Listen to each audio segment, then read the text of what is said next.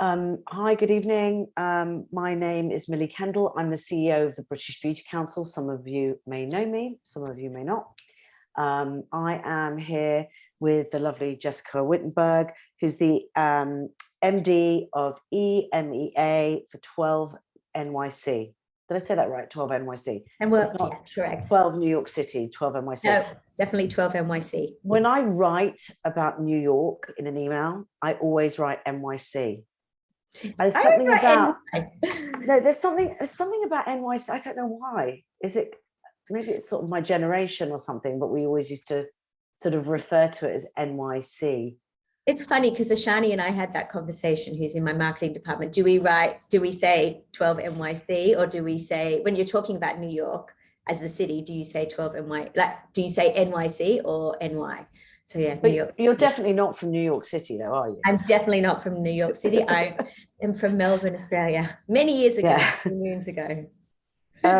So thank you so much for joining me. I kind of, well, we've spoken over the past few years, obviously in and out and during COVID, before and during COVID, about design, merchandise. I have also purchased merchandise from your company for my private business, and I'm a big fan of design, aesthetics, merchandise, and I'm often I can be heard saying that there's no excuse for bad design. Agreed. Just a thing, I think. I just wanted to have a quick chat with you really about certain elements of branding, merchandise design, how it can benefit a business. And for those businesses that are looking to grow and really put their sort of brand identity, brand name, brand equity out there on the map in terms of the British beauty industry, and to leverage their brand equity, how can we help them buy merchandise and design? That's kind of my overall kind of the big question is how does merchandise help them? And so I've got a few questions for you, not putting you under any pressure at all. I'm very excited about today, a bit nervous, but yeah. Don't worry, it's all very friendly. I've got a cup of tea. So I just wanted to sort of, I'll launch with the questions and then, let's sort of have a sort of open discussion about it. So my first question is, what steps could a business take to becoming a recognizable and covetable brand? When we often in the industry talk about unicorn brands with strong identity seem to become big players. Is that an accident? Is the intent to be? Is there intent in design, if that makes sense? So do you think that the bigger brands have better design? No, not necessarily. I tell you what, I'm going to start by I'm going to give a quick intro into 12, because I think that explains how. Oh yeah, that's a good idea. Yeah, how we can really talk about the design element. So just a little bit of background on us. We are at 12 NYC, and we're founded in 2005, and we're a women-owned and women-led design and creative agency, and we really provide innovative merchandise and curated experiences, which really comes back to this whole concept of design. And we are very global. We have offices in New York City, in Hong Kong, London, and we opened Paris very recently. And we really think about design in terms of a global presence, but local knowledge. So, we're able to work locally with our brands, but also have that really global perspective. And really, we love to bring our clients' story to life through this customizing of merchandise, packaging, and we work with some of the world's leading brands. So with the industries from hair, beauty, wellness, tech, entertainment, and omni-channel retailers. So basically, we're able to bring that design process through everything we do. We specialize. Can I just ask you, is that really different though? Is design application in terms of technology and then sort of practical application on a piece of fabric? Is it very different? You have to understand how all the different, let's say, print mechanisms work. How do you print on garments? How do you print on bags? Is there shrinkage? What kind of materials can you use? Where is your sustainability in all these different chains, for example, of products? So it is really important to understand all those different levels of design, but also to understand what you can produce in Turkey, what you can produce in America, what can you produce in China. So you have to have that understanding of design. Is from the front end is about designing and making your brand product, but how do we then take it through the chain? Where is it produced? Where, that whole 12 experience we call it. So it's a global vision, isn't it? It's a global view. You have to have that when you're producing these kind of applications of design. You have to think about every aspect of it. So from like packaging, custom packaging, private label goods, you do an influencer mailer, branded merchandise, GWPs, gift with purchase, a digital experience. You have to be 12 steps ahead about what you're doing and where it's going to come from. So when we start that process of design right at the beginning, so the brand comes to us and they say, I want to create the community. How do I create the community? We will start thinking about every aspect of that element of that design, because actually you're designing, you're curating the whole experience. You're curating, where is it going to get made?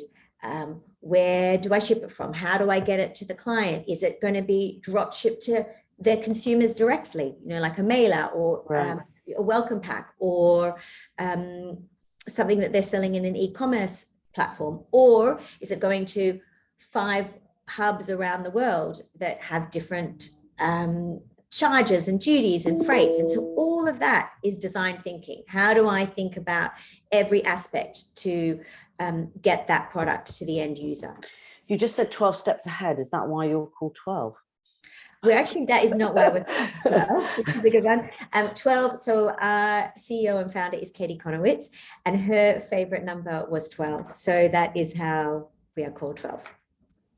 That's to do with numerology. I'm just curious. And then 12 NYC. The NYC was added on, to foundationalize it, but also I believe the NYC was added on because of the way we needed to brand it. I mean, so I've actually, when we first met, I had it was funny how I met you guys. One of the girls that worked for you dropped something off in my office, and I was so blown away by it. It was a bag. It was like a reversible bag. Yes. I thought it was the most amazing thing I'd ever seen. So very quickly, I own a PR agency as well as being the CEO of the British Beauty Council. So I very quickly turned you guys on to some of our clients. And then I've ordered merchandise through you for our PR agency, because obviously in order to keep within my sort of my sustainability goals, I needed recycled bags. So I ordered some recycled plastic bottles. They're made from recycled plastic bottles, the bags that I purchased from you. So very interesting. Just back to that, I mean, sustainability is something we as a company really believe in. It's very much at our core. And for those of you who know, we are B Corp certified, we're FSC certified, and we're also EcoVadis Silver. So we really take sustainability to the core of our business, and we try to drive that message through. We also will release a sustainability report. We release a sustainability report every year. So we publish those. They're always on your they're always on the British Beauty Council. But it's funny that's how we connected, over that sustainability piece, because it really is very core to what we do. Well, also the fact that this is a predominantly female we have a predominantly female workforce, and it's 88% of our businesses are owned by women. So that's fundamentally, that's a very, your female run business is very special, really, in terms of a lot of the design agencies that I've worked with over the past 3.5 decades are run by men. No disrespect to men, they can be fantastic designers, but that's always nice, to sort of to be able to be creative with a group of women that you respect. It really is. Always, it's really, and it's amazing to have Katie as our CEO, and watch so many amazing women build up through the ranks of our business and support each other and see vision and growth. It is unusual, and I remember working in so many fashion and beauty brands where at the helm there was always a male who was probably even sometimes a bit disconnected from the actual end product. And so it is really special that we're all part of the journey together. Yeah, I did notice because I found you through that fabulous bag that I still have. I always remember thinking that as a woman, I've got to feel like I carry a load already. And then when I've got a work bag and I've got lots of stuff to carry with me, and I don't necessarily want somebody's logo emblazoned on the bag, the logo was inside, which I loved. And it had the right length of strap, and it was like almost the right shape, so that I could put like a laptop and all my other stuff in it. I'm not going to say it was junk because it's not.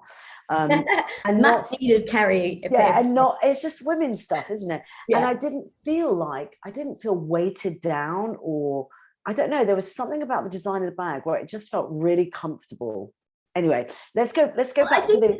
I think that comes down to design. I think when my little light here has dropped, we really think about, so we do these totes and we really think about every aspect of the design so that the bag is useful and it has that life in it. We don't want something we don't want something that you get and you just put away or never use or becomes redundant. That is bad design, and that's not what we want to do. And it's not sustainable, is it? I mean, and if you want a bag for life, you have to make sure that it's designed well enough to keep it for life. Correct, exactly. And I know the bag you're talking about.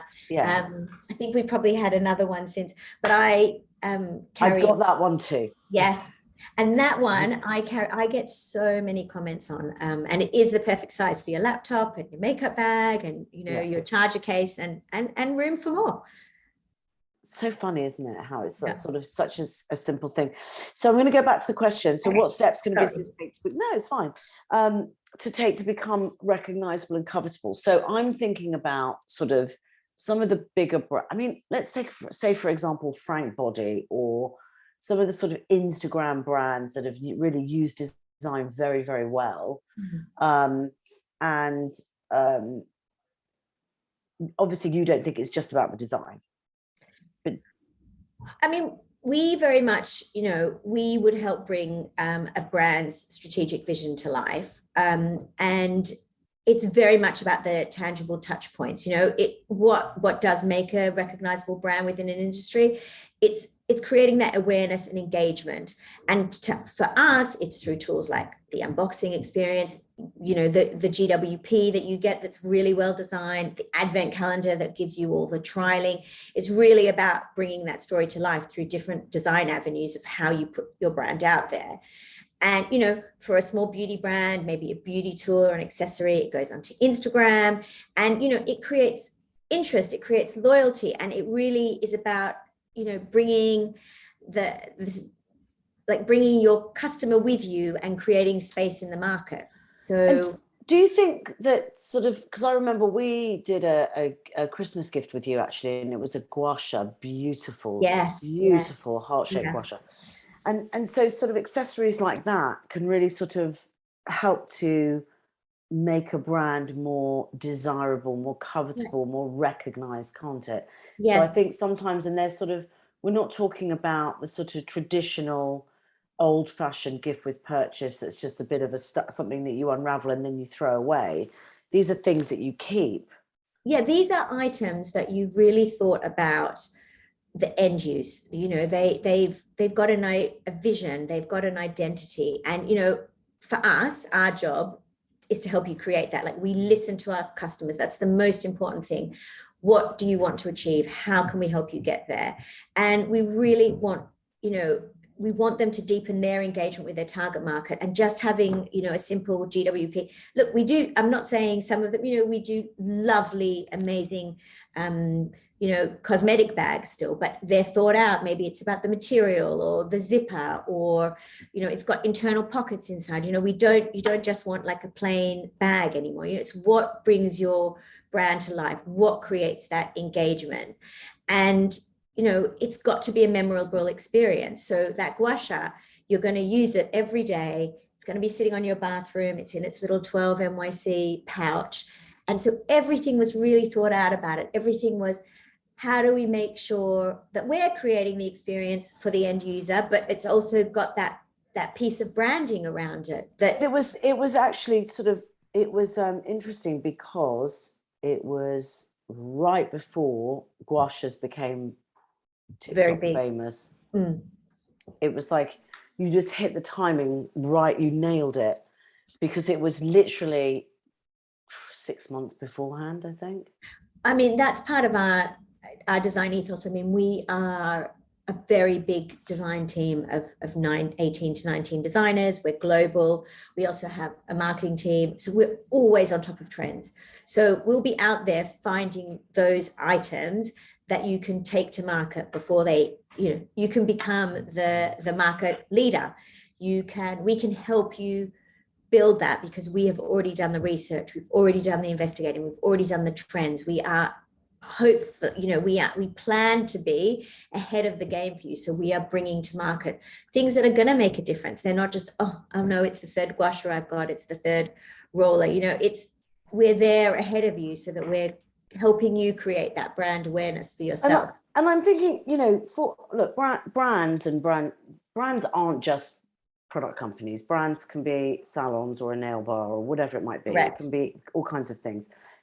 To me, that each one of those businesses is a brand in its own right, and a lot of those businesses or brands will be thinking, this is an expensive route for us. But I think the fact is that because brands have been doing this since I can remember, there is a sort of foolproof return, isn't there? There is this is tried and tested. This is about delivering something to your customer or your client over and above the service or the product that you provide on a daily basis. And that really helps with customer retention, with customers returning.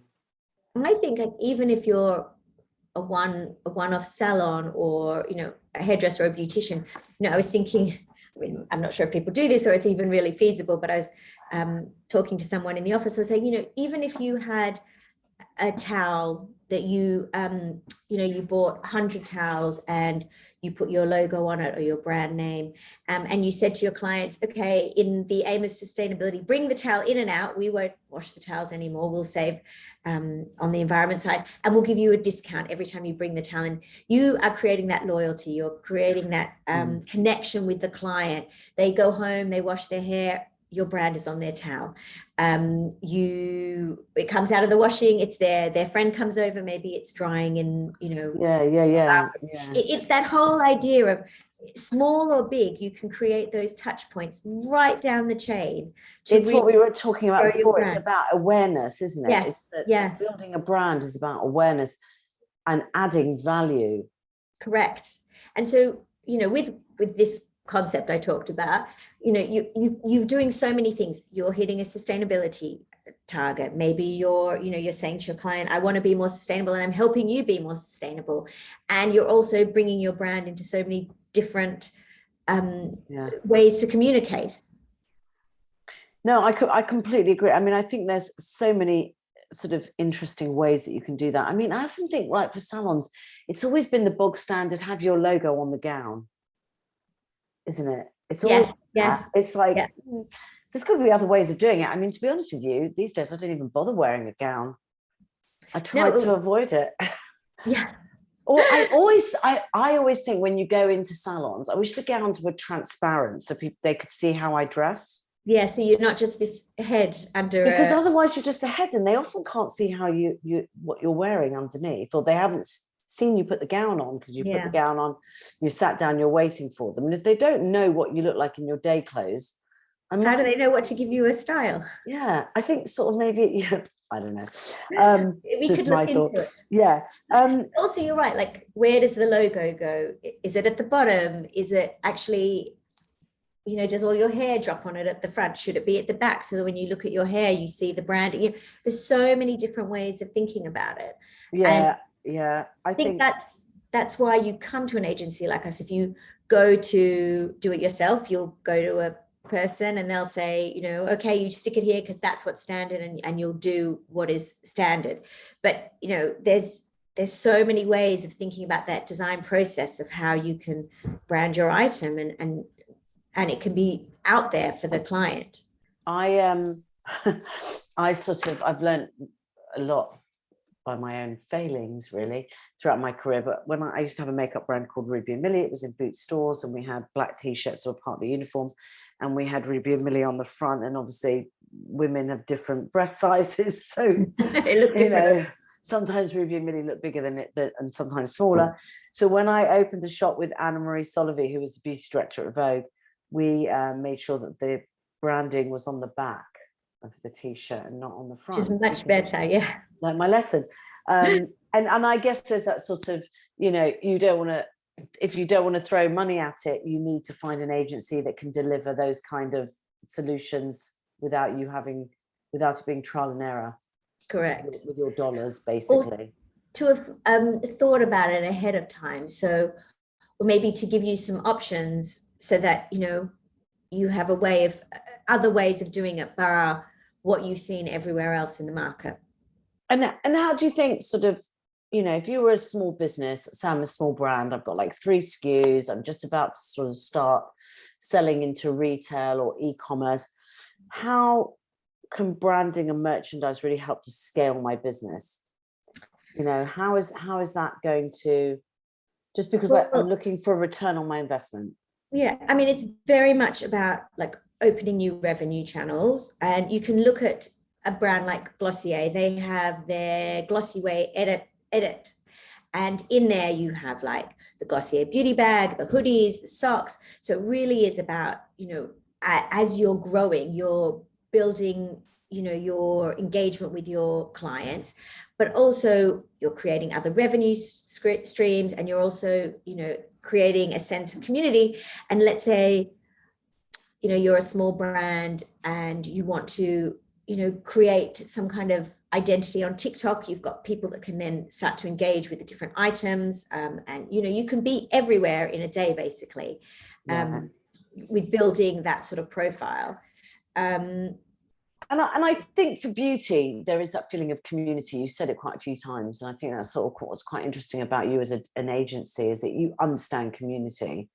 Yeah. And you just referenced TikTok, and obviously there's a lot of impact. People sort of follow other people. When you follow other people, you become part of a tribe. It's very ritualistic, tribalistic, isn't it? It's a sort of, it's very tribal. Is tribalistic even a word? I don't know.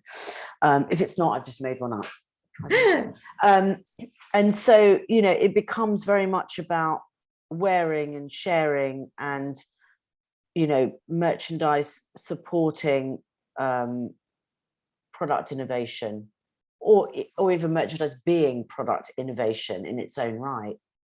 So this isn't just creating a bag or a jacket or a towel. This is actually also creating product to sell.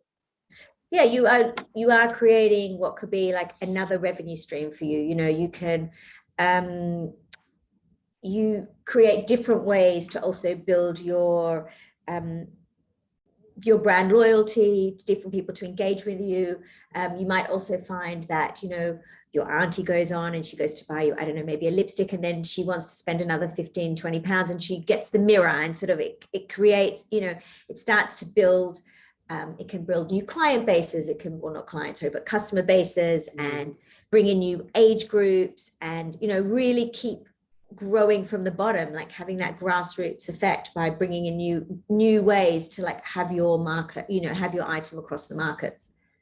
Which I think is really important. I do remember that when I had a brand called Ruby and Millie that was sold in Boots, and even to this day, I have seen people on the tube putting makeup on, and their makeup is in a Ruby and Millie makeup bag. Yeah, it's still there. And that is, I quit in 2009. That's a long time ago. And people are still using those makeup bags. It's quite remarkable. Somebody told me the other day that some of the merchandise is still sold on eBay. Really? I mean, that stuff, you know, it's sort of, it's just, and I do think there's something very there's that brand recognition, isn't it? You open your makeup bag, you get the mirror out. I did that today actually with a mirror that I was given, and there's that immediate recognition, immediate brand recognition, whether I choose to use the makeup product from that brand or not. That mirror is universal.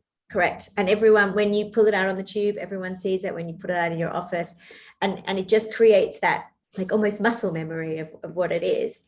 And, you know, the amazing things about these items as well that you can make that can be saleable or not saleable is, you know, you can use it to drive new, you know, into new areas. You can do influencer boxes and seeding, and, you know, you really democratize your brand, you know, to be able to acquire a wider audience. And, you know, you can drive social media buzz. It's really a storytelling opportunity for you, you know, how do you sorry, just if there are any PR agencies watching, do you actually do the outer boxes? Can you create those as well? You can create the outer boxes, whatever you put inside. So we do the whole kitting. So from the ideation of what the box could look like, the tissue paper, the items that go inside it, we can do the kitting. So we actually, you know, if you say to us, right, I want a water bottle and my mirror and my eyeliner pencil, and I need a tray that goes inside, we'll do the whole thing for you, print it, everything. I wondered who was making all those really cool water bottles. Now I know. Yeah, we do. Just they're very popular in my house. And just to say, I love the word ideation. Yeah, it's so important. Such a good word, isn't it? Yes, and it really is. You know, that ideation piece at the beginning is so important. You know, and so that's why it's really important when you are ready to come to a company like a 12 NYC, that, you know, we will ideate for you, but you need to really understand your brand identity and what you want to build, because, you know, that is when we are able to like take it and grow something beautiful for you, because we understand how to create these brand stories, how to get you that. It's about your DNA. How to create influencer buzz, you know, all of those touch points that will really create the engagement for you.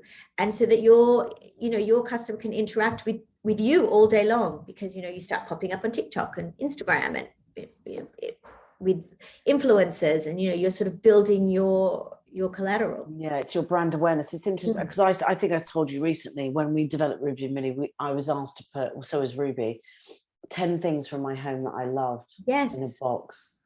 And the designers actually created the logo and all of the sort of packaging design. Everything was based on that. Because they got to know you. They could see in a sort of what we loved, what the design ethic was. What did you put in the box? What are we allowed to ask? What kind of? Absolutely can't remember. It was like 1995. It was a long time ago. I absolutely cannot remember. I mean, it was definitely something perspex, because probably something orange. I personally, this is my own thing, is I like cylindrical, I like very ergonomic, I like perspex and orange. Okay, orange is your favorite color. I've just always loved that. Yeah, I've got. Because I remember the Ruby and Millie branding was quite was thickish, wasn't it? And sort of bubbly. Yeah, so that's why I asked you in the beginning about the sort of different applications, because what happened is that we embossed, we debossed, we printed, we did so many different techniques with how to apply that logo, and some of them worked, some of them didn't. So I think it was debossing worked, embossing didn't so much. And we actually ended up having a compact design by a couple, Wright and Teague, who are they're jewelry designers, because I wanted it to look like jewelry, but it's very difficult to emboss and deboss. And with the logo, you have to make the logo slightly finer, because when you emboss, it gets thicker, so it bleeds a little bit. So if the logo in print was kept it to exactly the same size or thickness, it would have started to bleed into each other. Yeah, or you've got to engrave, or there's different ways of making sure you create that consistency. But that's the headache, you know. We're talking 20 something, I don't even remember how many years ago it was, but that's the headache, is that, God, I wish I didn't have that didn't have that headache, because we had to do all that. It was ours. We had to figure all of that out for ourselves, and it made it really difficult. So it's so nice to be able to go, I would like this, and can you just figure it out for me? You know, that would have been so pleasurable. I mean, I suppose that's the whole thing, isn't it? Like, your specialty was, you know, the color cosmetics, the range, the how, you know, and our job would be, how do you do the branding side of it? How do you make it look good? How do you get it out into market with that consistency of message? And, you know, at the end of the day, each business has its core strength, and that's what we, you know, we need to play to. I don't think agencies existed like they do now. Back then it was a completely different world, and I did all the packaging and the design. I did all of it. Wow. I mean, it's just, but there was a sort of design agency that did the logo, but that was sort of it. Graphics, yeah, it was sort of more graphics, exactly. Which is why I think 12 is slightly different, because I think when the average sort of small brand starts this process, they think of graphic designer. What they don't seem to understand is that what you offer is like a sort of full service package. What do they call that? Turnkey. It's a bit turnkey or 360 design. Yeah. Or, you know, we really, you know, we think of ourselves as design thinkers, as I said before, which is really about this idea that all the bits of the process are, you know, are designed. And, you know, as we said, like, you kind of come to us once you've worked out what your, you know, almost like you said, you went to the graphic designer, they gave you the logo and what it's going to look like, and, you know, maybe some brand assets. And then we're able to take that and apply it to all you know, the other products that you need, you know, your packaging. But the relevant products. So yes, you've got everything from, I mean, listen, back then there weren't even websites. So, you know, we're talking about a completely different generation. There was no social media, no websites. I don't think I even had a mobile phone in 19. No, I mean, I did, but it was like, you know, a brick. Yeah, I think I might have had my first Nokia a few years after 19. But around then, because I think I had a Nokia around sort of 97, something like that. So funny, isn't it? Completely different world. What do you think you should avoid when creating merchandise for the brand? I mean, I'm not a massive wearer of big logos or anything. What do you think people should? Is there sort of something that you should avoid, or is it really just personal?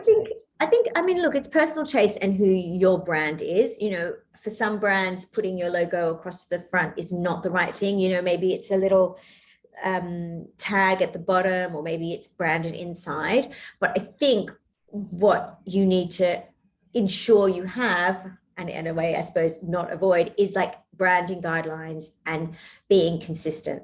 So, you know, you have to have your fonts, you have to have your logos, you have to have, you know, the kinds of positioning you want, like, don't mix it up, don't turn it upside down. You need to know what to do with your logo, because on an identity level, consistency is so important. You know, if you constantly change the color or the font, or you will become unrecognizable, because when you think about what you recognize, they are colors, they are, you know, bags that shape,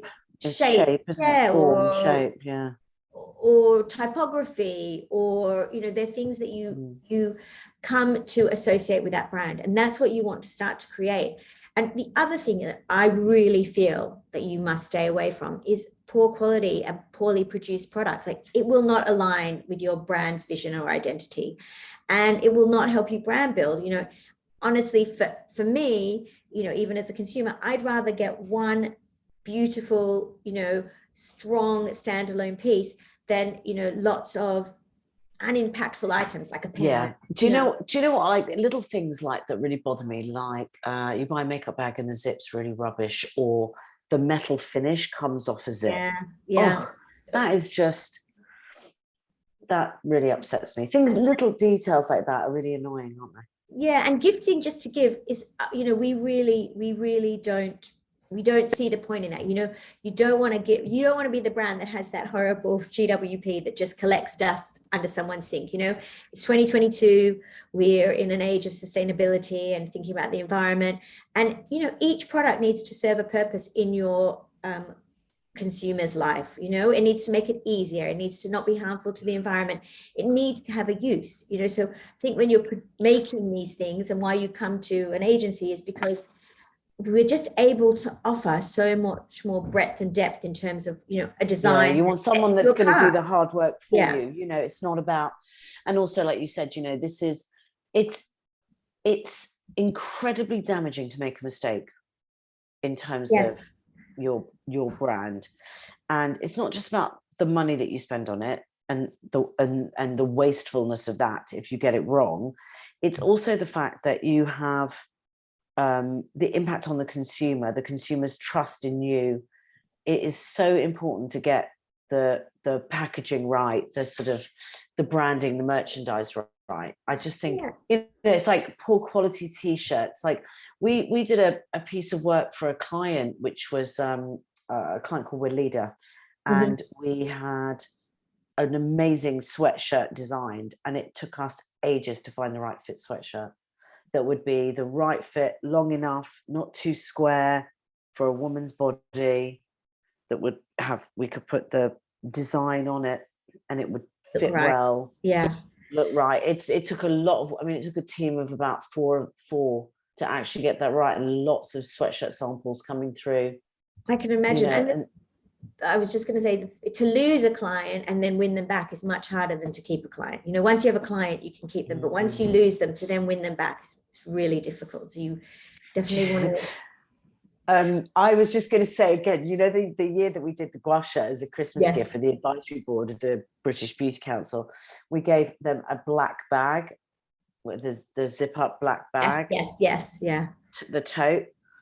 The amount of times I go to an event and I see one of our advisory board with that. I'm so pleased. It's so funny how, like you said, it's about the quality.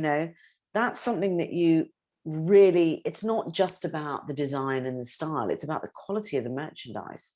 Correct. Because also, like you said, that Ruby and Millie bag was obviously very good quality as well, because 10 years, 20 years later, if it's still coming out, people are still using it. Yeah, it's got that longevity, and that is what's so important. It not only creates brand loyalty, but it means it's, every time someone pulls it out of, their bag on the tube and everyone's looking at it, you create that engagement with another consumer. Do you think, I think it'd be quite nice, can't get my words out.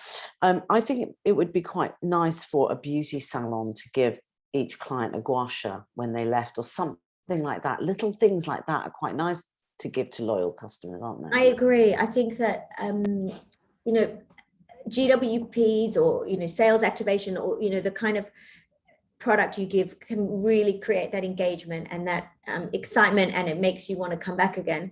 But it is again about finding something that works to bring it in, like a pen. Although a pen is very good, and it has its, and it goes in your bag, and it's branded, but it's got to resonate with your client. Do you know how many of those pens I've got with like somebody's branding? Yeah, me too. I sort of get them out and I sort of think, oh. I love I have to say, I do love my 12 NYC ones, because they're like multicolored, and I'm really specific, because I only use pens made by the Mitsubishi pen company. Oh, I know them, with the black lovely ink. They're the Uniball. I just really like those. If you could make me a Uniball with my name on it, I'd be really grateful for that. I will try and see what we can do. There are, but I guess if you're the client and if I'm coming to you and I'm the client, I'm saying, I say, look, I would like British Beauty Council pens and notebooks or whatever it is for Christmas next year, but I would like a specific type of pen. That's what you do, isn't it? That's what you do. You go out and you source it. Correct. We partner with brands. We can, there's like loyalty gifting, where it might, instead of being actually a GWP or something that you produce, you might, or staff gifting, it might be with a brand that you either brand with their logo, or maybe it is just without the logo, or we can buy for you on behalf and brand somewhere else. There's lots of ways. If you wanted that Uniball pen, we could find a way to make it work for you. I like your style. You've got a customer Nothing here. is ever You've too got hard a for us. customer here already. I've got one last question. Do you think that this can be achieved without a professional? Is it easy to do this alone? I mean, I can. It's hard work, isn't it? If you... Yeah, I mean, look, you can do it, but it isn't your core strength. And do you have time, and do you have the resources to be able to source product that's going to make a difference? You know, I mean, Yeah. And at a good price, because obviously correct. that's another thing. You've got the sourcing capability, Correct. and you've got I mean, global sourcing as well. that's correct. Like, I mean, look, first you've got to, you know, you don't want it off the shelf in a sense, you know, you want to have some kind of input behind it. So can you source, can you design, and can you produce? You know, you don't have the network. The answer is no, no, and no. Yes, you don't have the 12 design thinking, which is the most important. And yeah, at certain points you need, you know, you want, you know, even if you're a store of 5, you really want, you know, to build your product, you want to have a strategy behind your merchandise, and you want it to be successful and to resonate with, you know, with your customers. So I think working with an agency like 12 or with 12 is really a way to elevate your brand and create that loyalty. You know, 15 years experience, highly creative design agencies, you can't really match that, can you? Yeah, no, you can't. So how would people get in touch with, is there sort of a generic email address that they can sort of email? Or yes, there is hello EMEA at 12nyc.com. hello EMEA at 12nyc.com. Or you can reach out to the British Beauty Council. I think, you know, I think it's really important that businesses investigate what they can do to add merchandise to their overall offer. Yeah, there's merchandise, there's retail, you know, we work with some really big retailers as well. You know, if you're a brand going into one of the big, you know, pharmacies, we can help create your line that way. You know, there's so many smaller you know, these D2C brands are now getting opportunities in, you know, Superdrugs and Boots. How do you actually grow and create a line that is saleable in there? You know, that we can do all of those touch points that, you know, really bring your brand to the next level. Yeah, because there's a lot of pressure when you actually get that contract. You know, when the minute that you've got that deal, you know, game on. You know, yes, it's timeline, massively, yeah.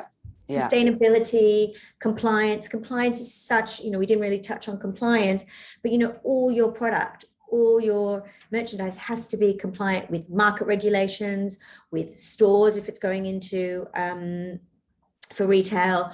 It has to have audits behind the factory. So you really need a partner to be able to help navigate through that area. And it isn't just like, I'm going to buy a bottle and put my brand on it and sell it. It just isn't, you know, as simple as that. It's, no, you know, it's definitely not. all the levels in between. Not. Yeah. Thank you. Thank you. I really enjoyed that. It's just really interesting because like I said, you know, I've had a brand, so I kind of know the sort of challenges around merchandise and finding something that's really good quality, and, you know, sitting at a table and seeing, you know, 25, 30 different makeup bags and being able to pick the one that you want. It's a process that you go through, and from what I've learned from you guys and the experience I've had over the past few years, you make it very easy Thank you. for small brands, and I think this is super exciting. Yeah, and I think that this is a great opportunity for brands to learn really of how to leverage their brand equity and really deliver something. I mean, my job is to ensure that the British beauty industry is recognised globally. So it's properly game on now, isn't it? It is. And we want your brand to be out there globally saleable, looking amazing, and, you know, being the best that it can, and creating your community and the engagement that you want. So we are definitely there to help. Amazing. Thank you, Jessica. Thank you. So nice to see you. See you soon. Take care. Thanks so See you much. then. Bye-bye. Bye. Thanks. Bye.